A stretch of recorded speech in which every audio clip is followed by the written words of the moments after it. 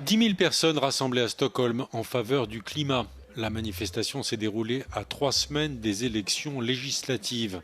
Dans un sondage publié il y a quelques jours, 37% des Suédois interrogés considèrent l'environnement comme leur priorité électorale. 200 ONG et des associations ont participé à la marche.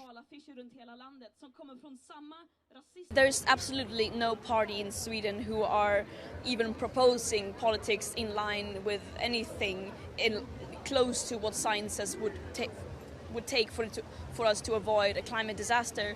I do not have hope in our elected officials, no. But I have hope in people, yes.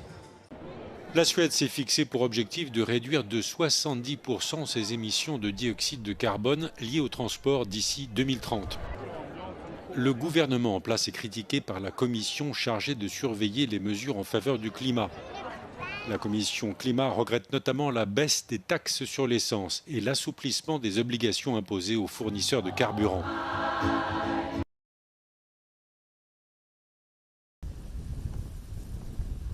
Le vieux continent victime de conditions météorologiques extrêmes en cette fin du mois d'août.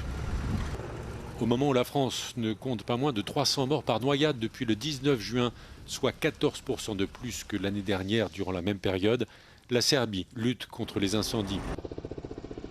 Le feu a ravagé 1600 hectares d'une réserve naturelle au nord du pays. Plus au sud, dans la région de la frontière entre la Bosnie et la Croatie, un incendie a entraîné la fermeture de l'autoroute entre Dubrovnik et la ville de Trebinje. En Espagne, de violentes précipitations se sont abattues dans la zone de Tarragone. Les autorités y comptent pas moins de 11 personnes blessées. De leur côté, les pompiers de Valence ont maîtrisé le feu de forêt qui a ravagé 630 hectares et contraint plus de 1000 personnes à évacuer. Dans le même temps, plus au nord, la Pologne a enregistré plus de 6500 incidents liés à la tempête depuis vendredi.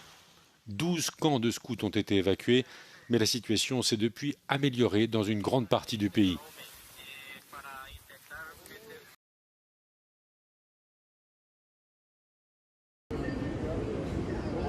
Plusieurs dirigeants baltes et scandinaves sont arrivés à Kiev pour un sommet qui coïncide ce lundi avec la fête de l'indépendance de l'Ukraine. La réunion se déroule dans le cadre de la coalition des volontaires et vise à réaffirmer le soutien apporté à l'Ukraine. Les cérémonies officielles de commémoration et les rencontres bilatérales doivent se succéder pendant 48 heures. Le sommet se tient au moment où des voix s'élèvent en Ukraine pour réclamer la tenue d'une élection présidentielle. Volodymyr Zelensky estime que c'est impossible en temps de guerre. Підтримуючи і допомагаючи нам наші справжні друзі і партнери. Всі, кого я неймовірно радий бачити зараз тут, дійсно наші друзі, наши брати и сестры. Aux yeux de Volodymyr Zelensky, une élection en temps de guerre ferait porter un risque énorme à l'Ukraine et le pays pourrait se fracturer. Moscou a lancé son invasion de l'Ukraine à grande échelle le 24 février 2022 et le mandat présidentiel de Volodymyr Zelensky a expiré en mai 2024. Mais la loi martiale en vigueur depuis le début de la guerre interdit d'organiser des élections. 6 pays de l'Union européenne intensifient leurs appels en faveur d'une taxe sur les bénéfices exceptionnels des compagnies pétrolières à l'échelle de l'Union, alors que les bénéfices de ces dernières grimpent en flèche dans le contexte de la guerre au Moyen-Orient. Les ministres des Finances de l'Allemagne, de l'Italie, de l'Autriche, de la Pologne et du Portugal, ainsi que le ministre espagnol de l'économie, ont exhorté l'Irlande à inscrire cette question à l'ordre du jour de la réunion des ministres des Finances de l'UE qui se tiendra le mois prochain à Dublin. Les ministres ont appelé à la mise en place d'un cadre européen pour taxer les bénéfices exceptionnels en s'inspirant de la taxe temporaire instaurée en 2022, après l'invasion russe de l'Ukraine. Les entreprises du secteur de l'énergie ont enregistré des bénéfices considérables, la guerre ayant perturbé le trafic maritime dans le détroit d'Ormuz. Toutefois, l'UE n'a pas encore fait part de son intention d'instaurer une nouvelle taxe.